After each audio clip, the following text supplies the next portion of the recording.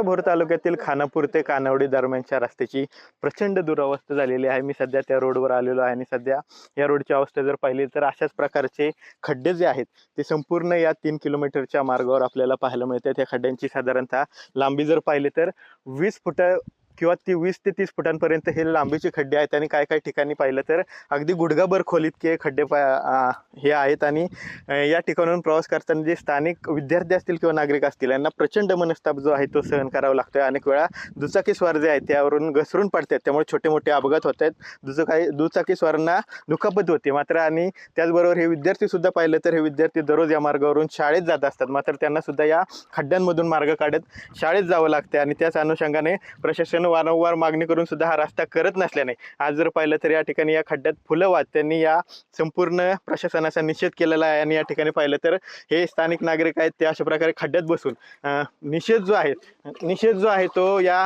खरं तर खड्डे पडले त्या मार्गावर असं करतायत। आपण त्यांच्याकडून जाणून घेऊया नक्की काय मागणी होती तुमची। अजून खड्ड्यात तुमचे रस्ते झालेले नाहीये। आम्ही 15 वर्ष झालो या खड्ड्या भोर तालुक्याच्या आमदारांशी चर्चा करून 10 वेळा निवेदन शाळेचं देऊन सुद्धा आमच्याकडे अजिबात दक्षता त्यांनी घेतली नाही।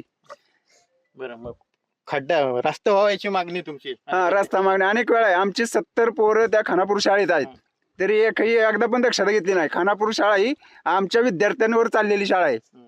काय त्रास सहन करावा लागतोय असं? पोरांना काय बरेच ऍक्सिडेंट झाले। आता MIDC साठी सगळे वीसगाव खोऱ्यातली मंडळी सगळी ह्याच रोडने जातात। मुलं उड्या मारत धडपडत जात असतात, पडत्यात बिडत्यात सगळे होते। आपण पाहतो की कशा प्रकारे यांना त्रास सहन करावा लागतोय। ताई, दररोज तू यातून शाळेला जातेस, काय त्रास सहन करावा लागतोय? आम्ही घसरतो वगैरे, चिखल वगैरे अंगा उडतो। ते कसल्या ओल्या अंगाने तुम्हाला शाळेत बसावं लागते चिखलात? हो, ताई, तू सुद्धा प्रवास करते, काय तुला दररोज त्रास सहन करावा लागतोय? रोज ह्या रस्त्याने जावं लागतोय। आमच्या गावातले 20 वर्ष झाले सगळे विद्यार्थी या रोड पासून जातात, पण आजपर्यंत या रोडवर कोणीच लक्ष दिलेलं नाहीये। आणि सगळ्यांनाच इथून खूप त्रास बघावा लागतो, जसं की घसरणे, कपडे भरणे आणि शाळेत तसंच बसावं लागतं।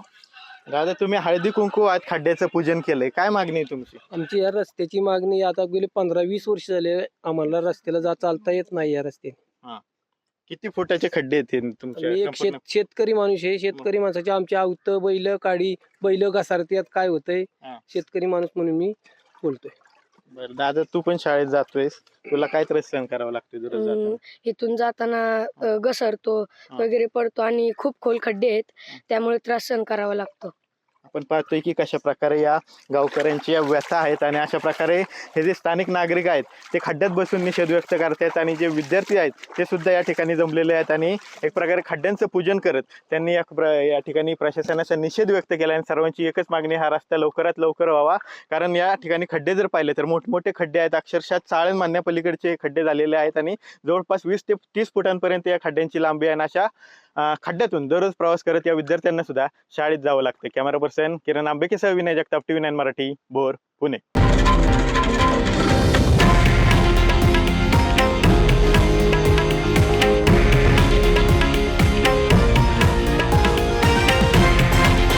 हे आहे देशातील नंबर 1 न्यूज नेटवर्क आणि आपण पाहत आहात TV9 मराठी, एकमेव।